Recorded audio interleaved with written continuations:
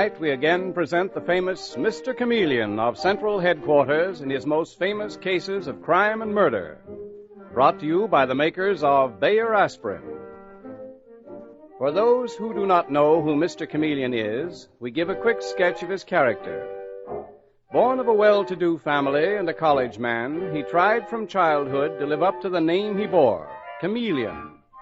By taking on the color of whatever situation in which he found himself, appearing in endless guises, finally entering the police force where he became known as Chameleon, the man of many faces, the underworld's most dreaded man. Throughout this series, the listener will invariably know who Mr. Chameleon is, no matter in which disguise he appears. But the criminal he's tracking seldom does. Tonight we give you Mr. Chameleon and the case of the blood-stained dollar bills.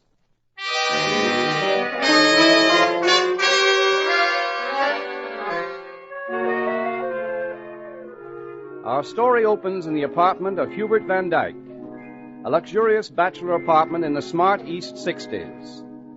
But the sprawling body on the floor of the attractive living room has been dead for many hours.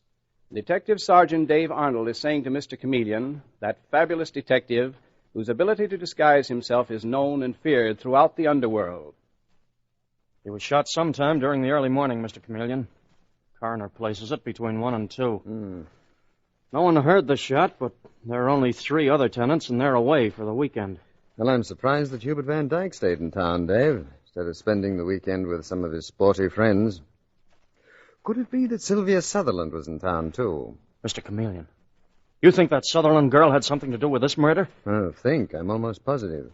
She's been seen constantly with Van Dyke, just as she went steadily with Archie Clyde before he was found murdered 6 months ago. To say nothing of that guy who used to be her chauffeur who was shot to death in a waterfront hotel last week. Dave, that chauffeur and Archie Clyde, when they were found, they were each clutching a dollar bill. Yeah, not this one, though. There's no dollar bill on this Van Dyke guy. No? Look, Dave, protruding over the top of his vest pocket. A dollar bill. And it's stained with blood. Holy smoke, what is this, Mr. Chameleon? I don't know, but I'm going to find out. I'm going to get the goods on that girl, Sylvia Sutherland, if it takes me a year, or 5 years, or 10. Dave, she is incredible. Beautiful, from a respectable family, travels around with a wealthy, fast young crowd, yet her name has been linked with 3 murders. She's mixed up in something very evil. Yeah, she's a smart baby, all right. One of the smartest criminals we've ever been up against. Yes, she is. And this dollar bill, what the devil is that supposed to symbolize? That girl is a complete mystery, and I don't like mysteries. At least I don't like the kind I can't solve. Sylvia Sutherland really gets under your skin, doesn't she, Mr. Chameleon? Dave, I dream about her. I positively dream about her.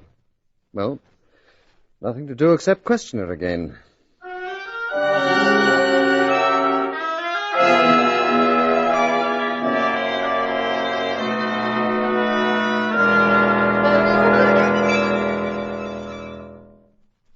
Mr. Chameleon, don't you ever get bored with this questioning routine? I should think you'd begin to find it pretty tiresome. I'm beginning to find you pretty tiresome, Miss Sutherland. Oh, do call me Sylvia. We're old friends by now. Why, this office of yours at Central Headquarters is like a second home to me. Miss Sutherland? That motto of yours hanging on the wall. The innocent must be protected. The guilty must be punished. It's such a noble sentiment. I agree. And the guilty are punished, Miss Sutherland. May take a little while, but they haven't a chance. I suppose you mean by that I haven't a chance. All right, Mr. Chameleon. If I'm a criminal, an evildoer, a murderess, prove it. Miss Sutherland, you are amazing. For months, you have been seen in the company of Hubert Van Dyke. Van Dyke is found murdered, and yet you were as hard and unmoved as if Van Dyke were a stranger. Maybe I've learned to be hard. But you've certainly learned your lesson well. Well, I guess I'll have to pay another visit to your guardian. Poor Mrs. Clarkson. She must be tired of seeing me, too. Aunt Edith can't help you, Mr. Chameleon. She knows nothing about Hubert's murder. She can't even give me an alibi. I told you I had no alibi. I went to a midnight movie last night. All by yourself? All by myself. I saw Broken Dreams at the Colony Playhouse, and it was very sad. I cried my eyes out. I'm delighted to hear that you're able to cry. Mr. Chameleon, I suppose you won't believe me when I tell you that I was in love with Hubert Van Dyke. If that is true, Miss Sutherland, all I can say is that it's a great misfortune for any man to have you fall in love with him. Archie Clyde, for instance, he was murdered, too. Harry Peters, the chauffeur. Not that you loved him. He was simply your employee. But it's a great misfortune for anyone to even know me. Apparently, yes. In that case, Mr. Chameleon, aren't you worried about yourself? But if you want to see Aunt Edith, we'd better get started. She's addressing a meeting of her literary club today.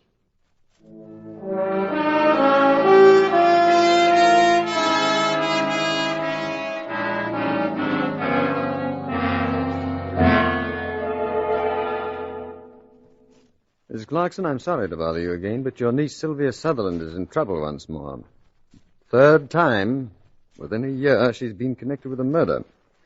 And the police want to know why. But, my dear Mr. Chameleon, I've told you before, my niece's life is her own. It breaks my heart, but there seems to be nothing I can do about it. You raised her, didn't you? Her parents died in an automobile accident when she was 2. I did my best to raise her, but apparently my best was none too good. Well, I'm sure that you did everything you could, Mrs. Clarkson. It's a very lovely home. Oh, it's that wealthy, dissolute crowd she goes with.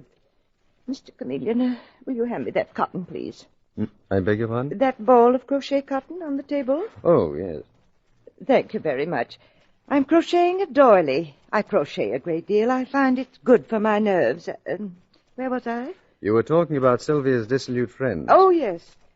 Well, the only one of her friends I really like is that sweet little Helen Brown who works at the Colony Lending Library right around the corner. What about Hubert Van Dyke, the man who was murdered last night? Did you like him? Definitely not. He drank far too much. Same with Archie Clyde. Oh, really, it's very sad. And your former chauffeur, Harry Peters? Now, Mr. Chameleon, really. Surely you don't believe that my niece had anything to do with that. I discharged Harry for drinking and impudence. I discharged him, in fact, at Sylvia's request. But she certainly had nothing to do with his death. I disagree. Now, really, Mr. Chameleon. I disagree because when their bodies were found, all 3 men were holding dollar bills in their hands. Or at least 2 of them were. The third dead man had a dollar bill protruding from his pocket. And frankly, What? Oh, what is it, Martha? This is my housekeeper, Mr. Chameleon, Martha Stevens. Yes, we've met before. Oh, of course. Well, what is it, Martha? That girl was just here. That Helen Brown from the lending library. She wanted to see Miss Sylvia. I wouldn't let her. Why not? Miss Sylvia said she had a headache. She went upstairs to lie down. But Helen Brown, she said she had to see Miss Sylvia tonight. She said it was important. Oh, well, in that case, I'd better go upstairs and give Sylvia the message. Wait for me, Mr. Chameleon. Don't worry, I will.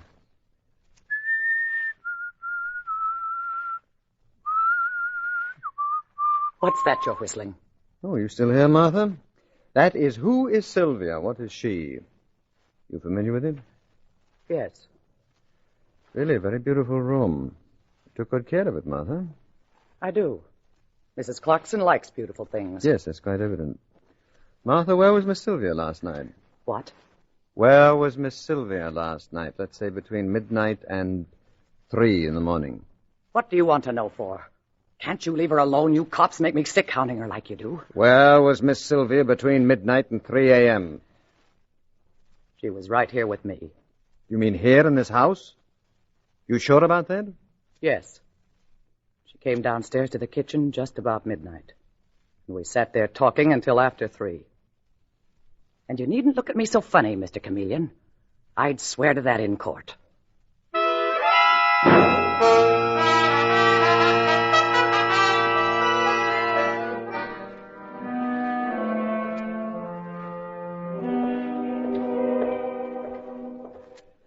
So you see, Dave, Martha, the housekeeper, contradicted Sylvia Sutherland's alibi. And one of them is lying, or both of them are lying. Sylvia made a slip for the first time. She should have seen to it that no one would contradict her story. Maybe it's the break you've been waiting for, Mr. Chameleon. Maybe. This girl is certainly involved in criminal activity. She's been so infernally clever. She's fooled all of her friends and literally gotten away with murder. What about this Brown girl we're going to see now at the lending library? You think she can tell us anything? I wouldn't be surprised. She's evidently close to Sylvia. The only friend her aunt approves of it. Dave? What's the matter, Mr. Chameleon?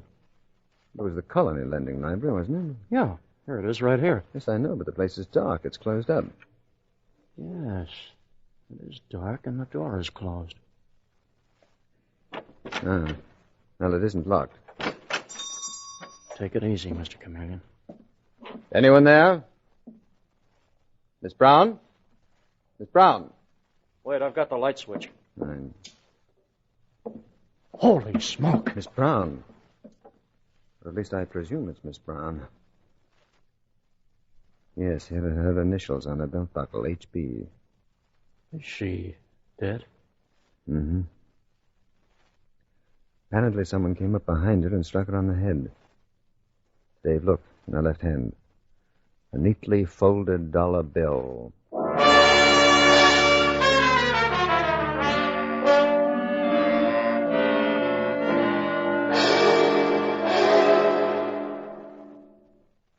There were no fingerprints on the dollar bill, Commissioner.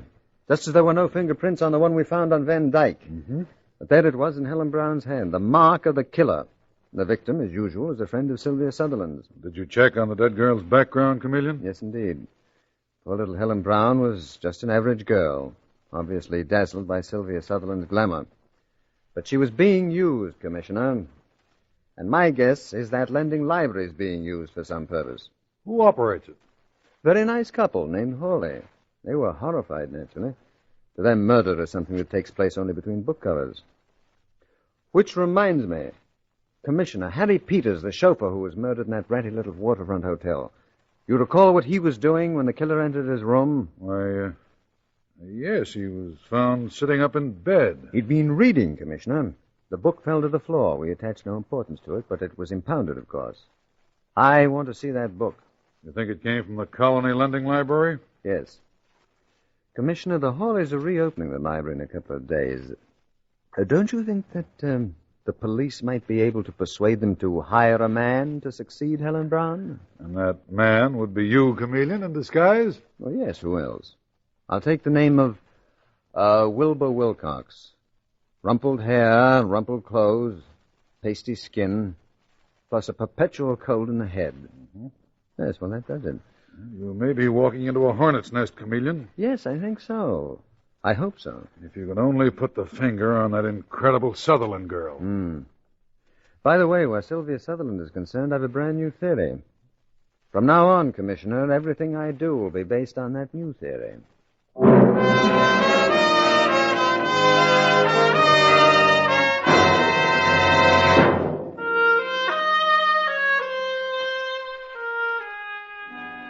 Mr. Chameleon and the case of the blood-stained dollar bills continues in just a moment. Perhaps you've never taken anything for the relief of ordinary headache because you think that what you take might have an ill effect on you. In that case, remember this. Of all pain relievers, none can match Bayer Aspirin's record of reliability, its record of use by millions of normal people without ill effect. In addition to reliable relief, Bayer Aspirin also gives you fast relief. Within 2 seconds after you take it, it starts disintegrating. You can prove this by dropping a Bayer aspirin tablet in a glass of water. You'll see it start to disintegrate before it reaches the bottom of the glass, and what happens in the glass happens in your stomach. And that's why genuine Bayer aspirin brings you relief so quickly. So for fast relief from headache, neuritic, or neuralgic pain, take advantage of the 2-second disintegrating action Bayer aspirin gives you. When you buy, always ask for it by its full name, Bayer Aspirin. Never by the name aspirin alone. Get the 100-tablet bottle and you get Bayer Aspirin tablets for less than a penny apiece.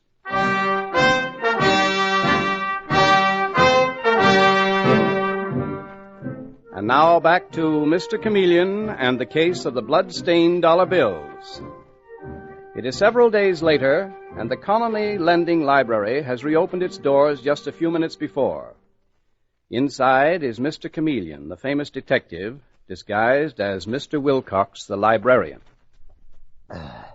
Mystery novels, nothing but trash. People should be forbidden to read such rot. Morning. Bordy, do you mind closing the door, please? I can't stand drafts. Okay. What could I do for you? detective novel, no doubt. You're the type. Yeah? And what's wrong with detectives? You should know, Detective Sergeant Dave Arden. Huh? You should know. Mr. Chameleon, I didn't know you. I thought you were some kind of an assistant librarian. Wilbur Wilcox requires no assistance, Dave. He's quite capable of running this place by himself. Did you get an answer to that wire to Claremont, Wisconsin? Yeah, here it is. No. Another thing, Mr. Chameleon, you were right about the book. The one that Harry Peters was reading when he was murdered. It came from this lending library, and what's more, I think that... Watch it, Dave. Customer. What a customer. Huh? Oh, hello, Miss Sutherland. Well, if it isn't Detective Sergeant Arnold.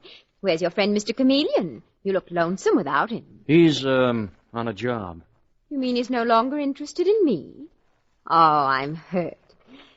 Or could it be that he knows when he's failed? Chameleon? He doesn't know the meaning of the word fail. Then he's more of a fool than I thought he was. Oh, good morning. Are you the new librarian? Yes, I am. Is that door open again? I'll close it. Thank you.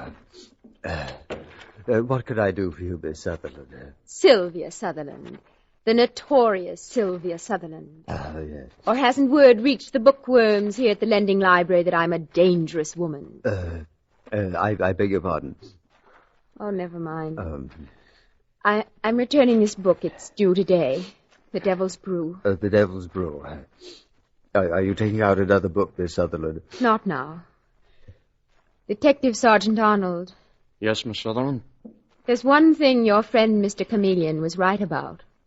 He wouldn't believe this, but I was very fond of Helen Brown. Apparently I do bring tragedy to everyone I know. Miss Sutherland, wait a minute, will you? No, let her go, Dave. You don't want me to tail her, Mr. Chameleon? No, stick around. And let's take a look at this book that she's just returned. The Devil's Brew. Suppose we shake it. Nothing concealed in the pages, but... well, now, who's this? Looks like Santa Claus. Yes, doesn't it? Good morning. Good morning. Good morning. It's a beautiful morning, isn't it? It makes you glad to be alive. Yes, sir, it certainly makes you glad to be alive. Do you have a book called The Devil's Brew? The Devil's Brew? Yes. Yes, but it isn't in right now. Oh, are you sure about that? Yes, certainly, I'm sure. But it may be in later. Oh, my. Excuse me. Can I interest you in something else? No, I want that particular book. I'll tell you, I'll stop back in about an hour.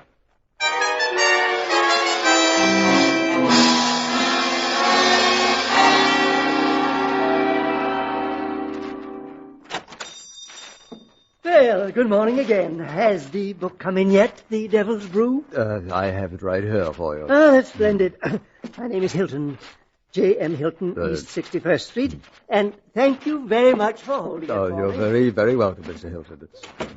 Okay, Dave, don't let him out of your sight. Right, Mr. Chameleon. And call me the minute that anything develops. I'm closing up the bookshop in half an hour. After that, you'll find me at Sylvia Sutherland's.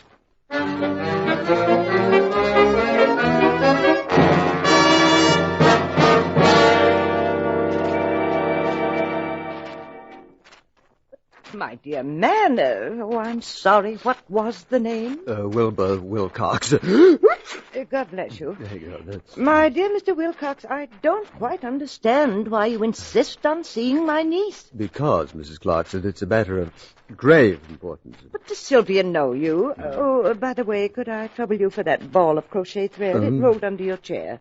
Oh, yes. There you are. Thank you. My dear mamma used to crochet. Really? Oh, how sweet. I find it wonderful for the nerves. But are you a friend of Sylvia's? No, Aunt Edith. He's not a friend of mine. Oh, Sylvia, my dear, I didn't hear you come in. Martha told me there was someone here. But he's not a friend of mine, Aunt Edith. He's the new librarian at the Colony Lending Library. Really? Well, why didn't you say so, Mr. Wilcox? Because I have an unpleasant duty to perform, Mrs. Clarkson. Excuse me. What sort of an unpleasant duty? Something to do with me, no doubt. Yes, Miss Sutherland. You have been defacing one of the books that you borrowed from our library.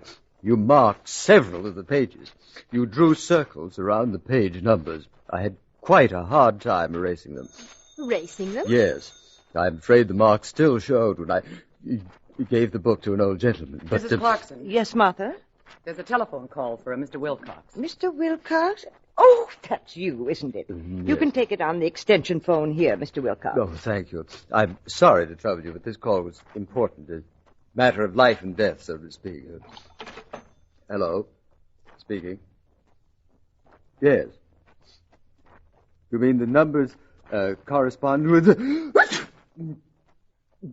I got it. Yes. Miss Sylvia. Shh, Martha, I want to hear this. You did? Fine. Okay, Dave, I'll carry on from there.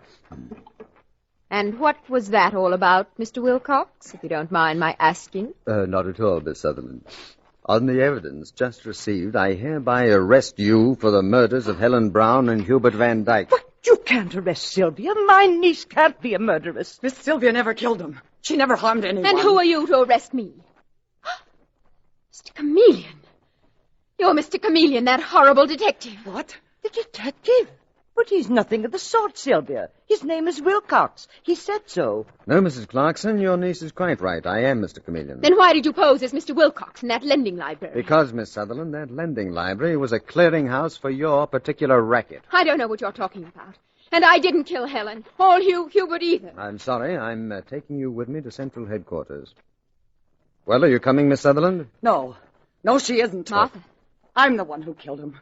I killed all of them. Harry Peters and Archie Clyde, too. Sylvia didn't know it, but they were a bad lot, all of them. Even little Helen Brown, the librarian? Yes. They were all of them bad for her. I had to protect her. I had to look out for her. You take a great interest in Sylvia, don't you, Martha? Why? Why such a personal interest? Never mind that, Mr. Chameleon. Just take me to prison instead of her.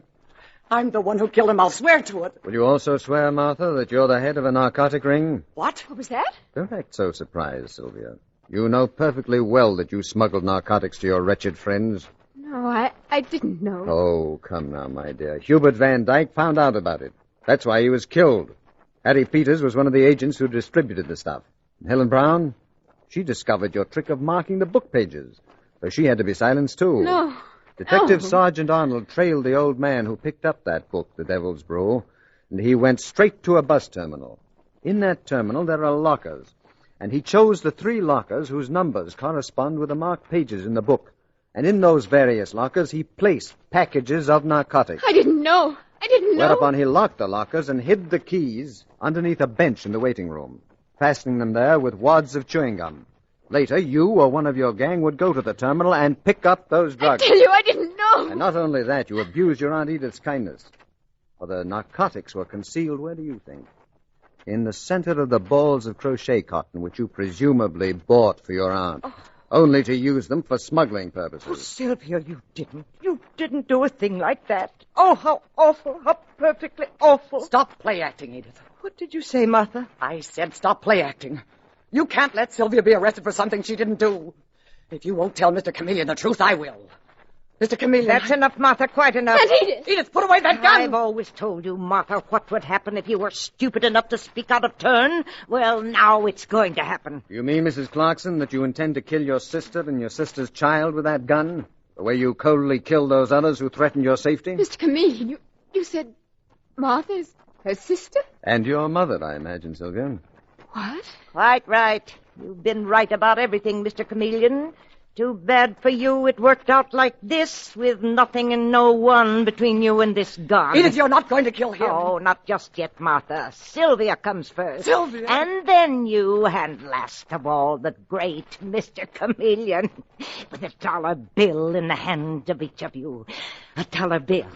You remember, Martha, years ago? $1 was all that stood between us and complete starvation before I learned that Before you learned that you had a first-rate criminal mind, Mrs. Clarkson, and could head a narcotics ring. Yes, and it paid off well. It's given me all this luxury, and no one's taking it away from me, and Sylvia goes Dave, first. don't shoot that woman. I want to take her alive. There, I knocked the gun from your hand, Mrs. Clarkson, and now I have But it. where's Detective Sergeant Arnold? I didn't know he was here. He isn't, Miss Sutherland.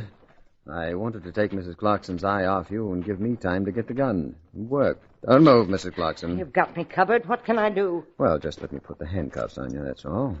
Oh, just a moment. I have something I want to slip in the bracelet on your right arm. A brand new $1 bill.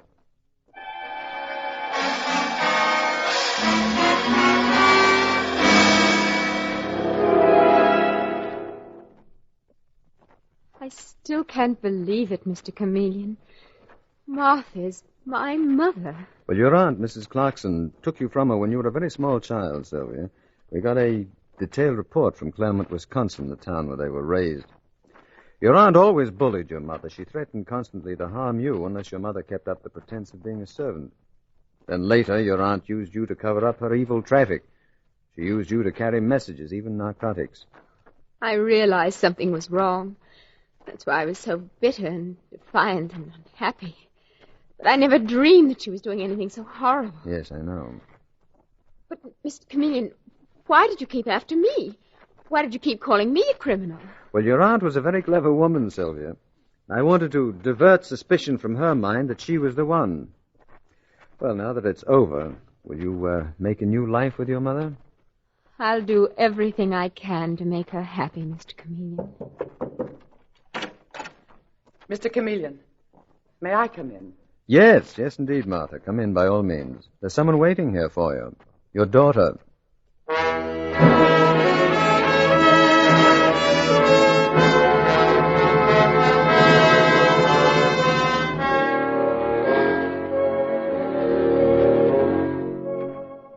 And with these words, Mr. Chameleon concludes tonight's murder case.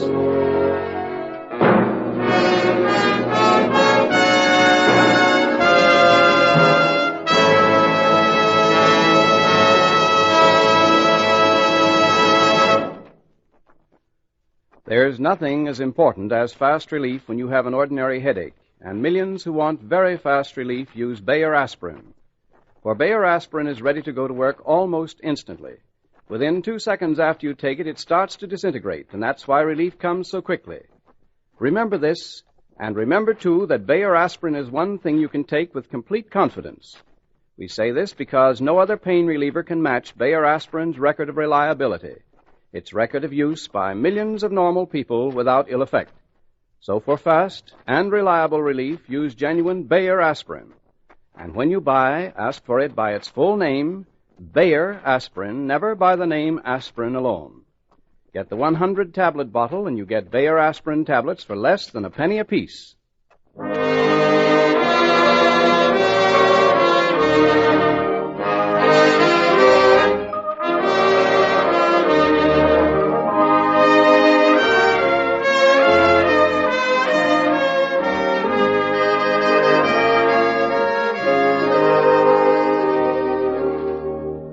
Listen next Wednesday night at this same time for Mr. Chameleon, the man of many faces, in Mr. Chameleon's Pet Murder Case. The part of Mr. Chameleon is played by Carl Swenson, with dialogue by Marie Baumer from the original story by Frank and Ann Hummert. Music directed by Victor Arden. Your announcer is Howard Claney.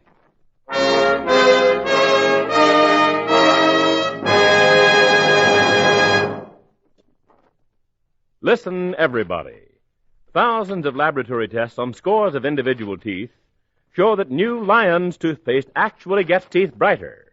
2.5 to 5.5 times brighter than any of the 5 leading brands.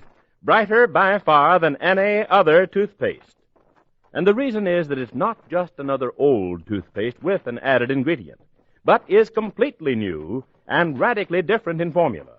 A new kind of toothpaste that cleans without soap and polishes without chalk. So get more brightness in your smile. Go to any drug or toilet goods counter and ask for Lion's toothpaste.